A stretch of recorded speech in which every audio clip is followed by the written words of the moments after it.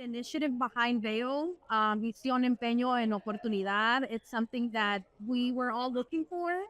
I'm really pleased and honored to be part of it. As a Latina, as a Hispanic in the community, we don't get to see these type of events for us. So I think it's very important that ISSA is doing this for all of us. Representation is key.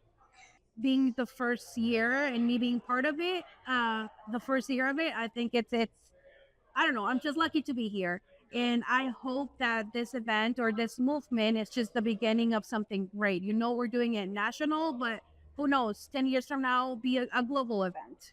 For us, for Latinos, I believe Guillermo said 70% of Latinos are part of the cleaning industry.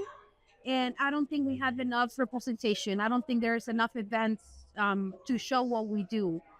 So having this as that representing us, it's amazing. So I hope it just keeps growing and we have more people. And I don't know, Latinos, we run the show.